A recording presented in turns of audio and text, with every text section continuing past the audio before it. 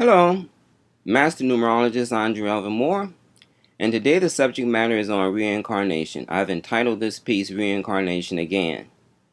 I've written about reincarnation in the past, but I feel the need to move in a different direction based on what's going on in our country, based on race relations, biases, religion, prejudice, and gender. Let's say that the good Lord has blessed you with 80 years of life. In those 80 years, there is a high probability that you made changes in your life consciously and unconsciously. Let's say that you got bored with your hairstyle and you decided to change it. Or one day you decided to get a tattoo. What about when you cheated on your spouse? Or you moved to another city? Or you went into another profession? How about it when you decided that you no longer feel comfortable in the country of your origin and decided to relocate to a new country and become a citizen in that particular country? I can imagine a life that's lived 80 years or more will make many changes. Sometimes our human nature just becomes bored and we want to switch things up. I believe it's only natural to want to mix things up. We get tired of the same old routine. Technology has forced change upon us. Once we delighted riding horses to travel about. Then came trains, cars, and airplanes. We once took time out to write letters. Now we email. Landline phones has now been replaced by digital telephones. Local theaters gave way to movie complexes. So change is inevitable. But this is my question. Why is it that our inner space has such a hard time changing? Why do we hold on to our hatred and our biases and our prejudice and our homophobias, our racism, and all the other dark things that we embrace and talk about? In Eastern thought, the doctrine of reincarnation is part of their scripture. But in the West, not so much. Now, we are a soul, and a soul is a reflection of God. It is a God. It's a consciousness, a being that water cannot drown and fire cannot burn. Its very nature is eternal. Now, when a soul decides to come and have experience in one of God's three playgrounds known as the physical, astral, and causal, it forgets its origin and get caught up in an ongoing cycle of life, death, and rebirth. Souls are eternal, which may explain why many have a hard and challenging time moving beyond their dark inner space. When a soul incarnates in a new body, records of their previous incarnations are embedded in their soul consciousness, in their soul memories. If they were mean, bitter, and hostile in past lives, and they did not do any work in improving themselves, then they may continue with that same dark behavior life after life until they learn their karmic lessons. Now, some souls tap into their soul memories and remember that they once enjoyed music, and it has such a strong influence upon them that they decide to continue to practice and grow musically in this present life. So a soul memory can account for why children may excel at a very young age in dancing or playing a musical instrument, because in the past that is something that they devoted a lot of time to. Or if a soul was wicked and evil, then that soul memory can become prevalent, and that soul will be acting out that same vibration in this life. Okay, now, as an eternal being, you have infinite choices. For example, you may want to experience what it's like to become old, or you may decide you want to have an experience where you are poor. On your journey to enlightenment, you try on many types of body costumes, and you forget that you are a soul, and you start to relate to your current incarnation as real. You develop your biases, your hatred, your prejudices, because you take this playground of God and identify it as real. For an example, you have some people that are pro-life, and then you have others that are pro-choice, which have created division. But neither fully understand that there are many reasons why a soul may decide to abort an incarnation. One reason may be that it's just wanted to have that experience, and another reason may be due to karma. We get so caught up in identifying physical life as real because we have forgotten that we are a soul who maps out how we want to express ourselves while we in this physical encasement. So, when you're not in a physical encasement, you are in a different type of encasement called an astral plane. Before you come back into physical incarnation, you map out a map of how you want to live that next incarnation. Now, a soul is eternal, and you have to understand that a soul, just like a person that's living 80 years, may want to have different types of experiences, knowing that those experiences are not them. It's hard to comprehend this understanding when you're in a physical body, because your reality is about what you can see, feel, hear, taste, right?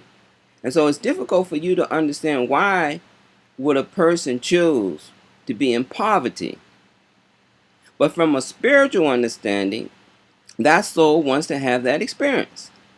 It's not to say that that soul would choose poverty in every life. Perhaps in a previous life, it was wealthy and wanted to have that experience.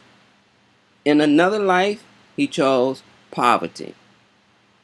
I know it's beyond our comprehension because we are aliens unto ourselves and we do not know who we are. We do not identify with our spiritual self. We do not identify ourselves as being a soul. We are identifying ourselves as being a physical being. Okay, so let's go on.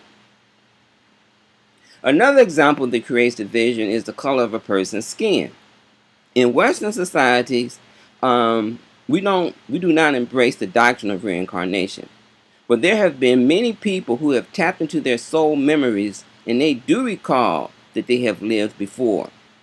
For an example, a white man in a previous experience might have worn an African body costume, but decides he preferred to wear a different one. So once again, people that have hatred in their heart because of another person's skin color, they fully don't understand that perhaps in a previous life, they wore that same skin, that same costume. And if they was able to be regressed and bear witness to in a previous life, they once had that costume on, perhaps they would change their point of view in this life.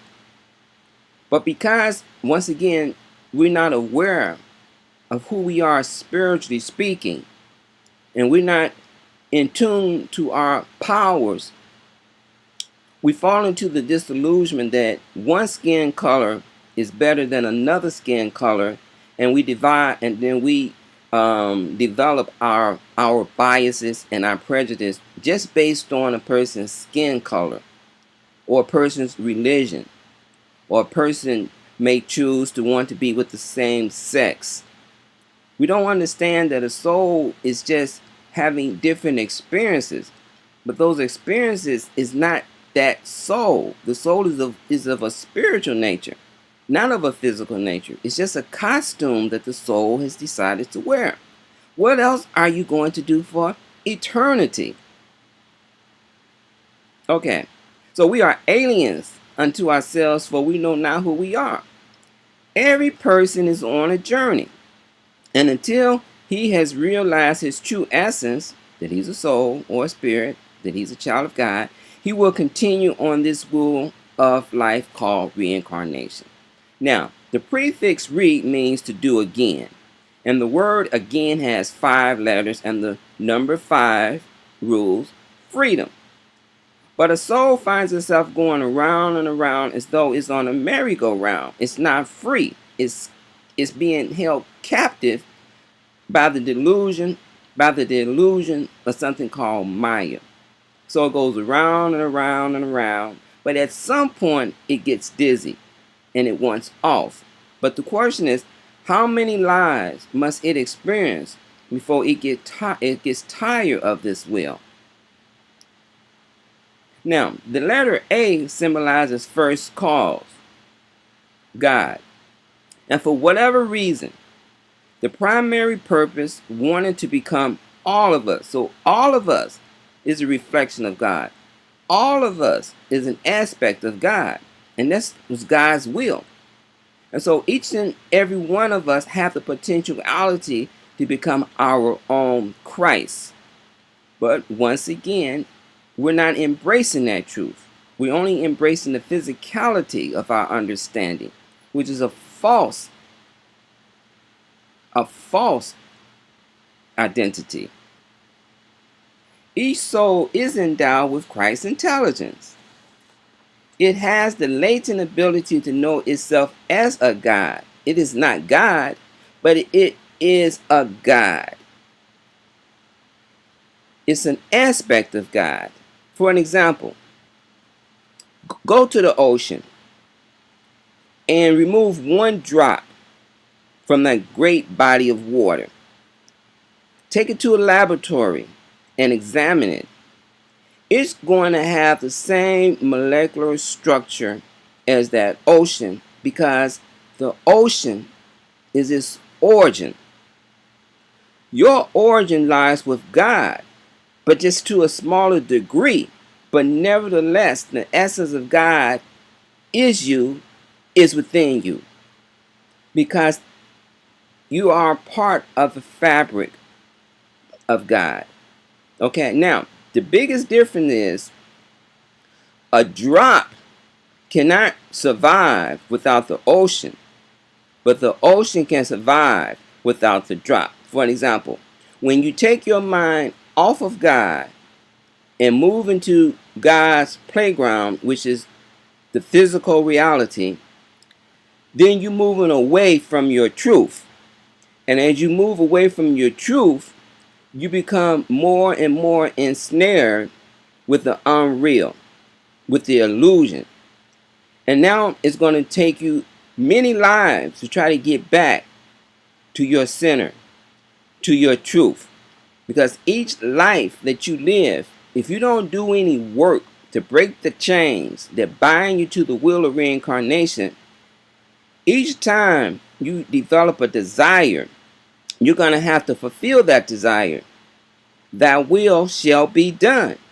Most of us don't understand what that means. Every time you want something or desire something, you set it into motion.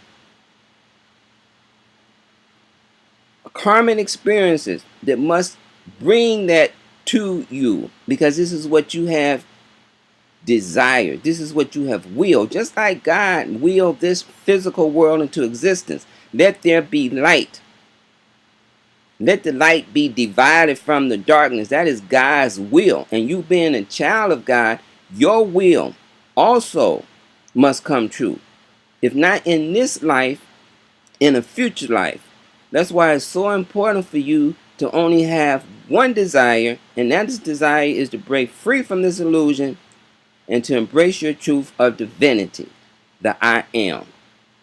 Okay, let's move on. Now the letter G is ruled by the number 7. We are spirits but know it not. Each round on the wheel provides us ample opportunity to make progress, but our behavior reflects our false understanding of our truth. We accept that we are bodies and that we are only granted one life. But that is a falsehood. You are an infinite spirit having infinite experiences. Okay, now the letter A in one of its aspects is the journey of individuals. People must write their scripture. They must decide how will they live, and they must take responsibility for the choices that they make. That's an individual thing. Even though you may be born in a family, which is a group energy, you still have to be held responsible for your actions. Okay? You're still going to have to take that responsibility for your actions. Even though you're living in a family, in a group situation. You can't escape that. All right? Now, the letter I symbolizes universal awareness. And after millions of years, humanity is still struggling with its spiritual understanding. So you must ask yourself this fundamental question. Either you're a spirit or you're not a spirit. And if you're not a spirit, then what are you? And if you are a spirit, what does that mean to you?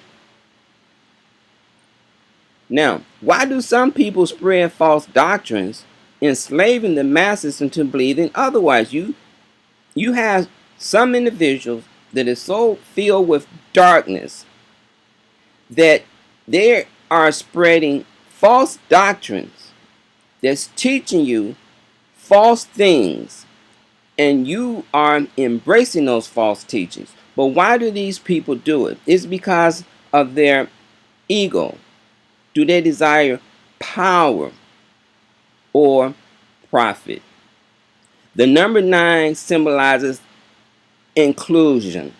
Each person has a seat at the royal table. Each has value. Of course, when you're in the physical body, we state that some have value and some don't have value. That's a misconception. Everyone's a spirit. Some think that one soul do not deserve to have heaven because of that soul's behavior. Once again, not realizing that perhaps in a previous incarnation, you too was acting in the same way. He who have not sinned, cast the first stone. We are so quick to come down on our brothers and sisters because of their missteps, not realizing that we too have had our missteps. Each has value. Now, the letter N is ruled by the number 5. Each soul is free, but it accepts captivity as its truth. Now, if you really want to know where our collective consciousness is at, just look at the type of things that we are manifesting.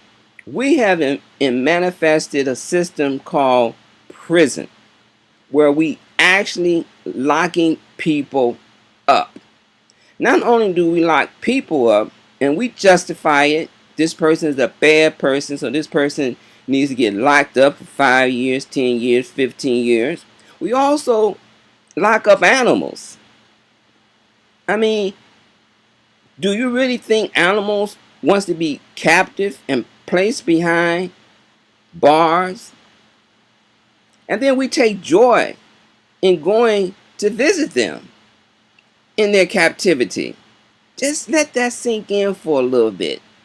Okay? It's a falsehood. And our minds have become imprisoned with falsehoods and half-truths. Why do we drink from the poison cup of reincarnation? When will we align our will with God's will and come home, never having to go out again?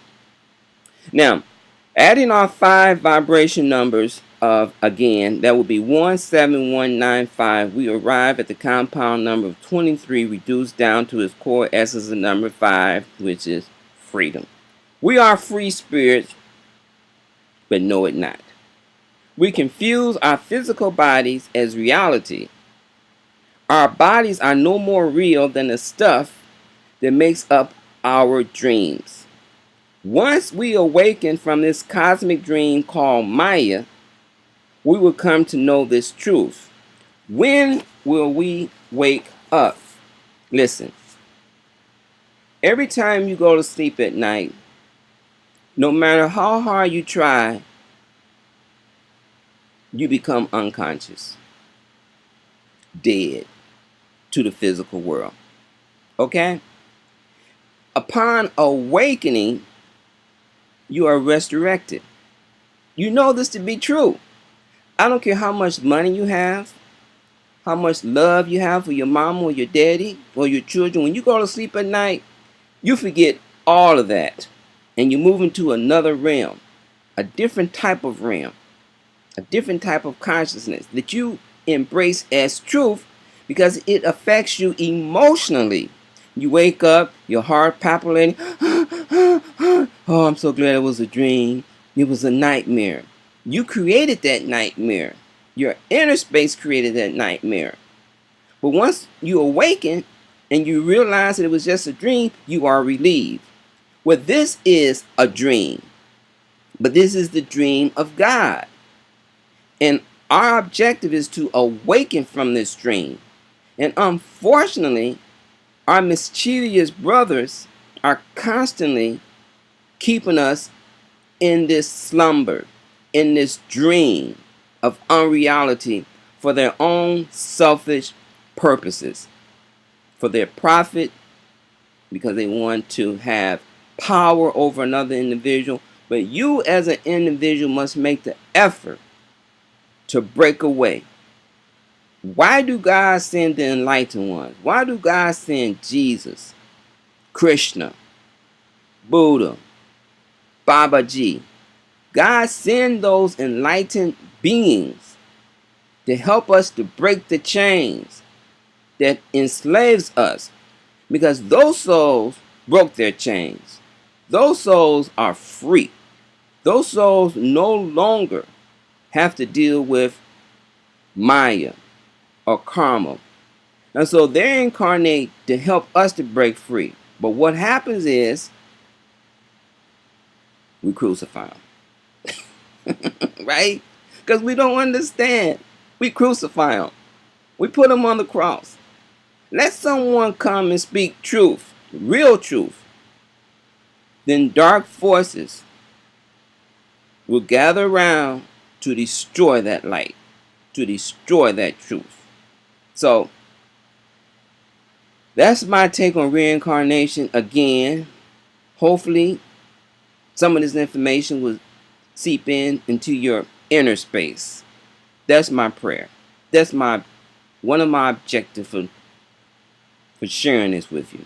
That at some point you will embrace your divinity, your Christ, and take your seat at the table in consciousness and in awareness of your eternity. Until the next video, peace.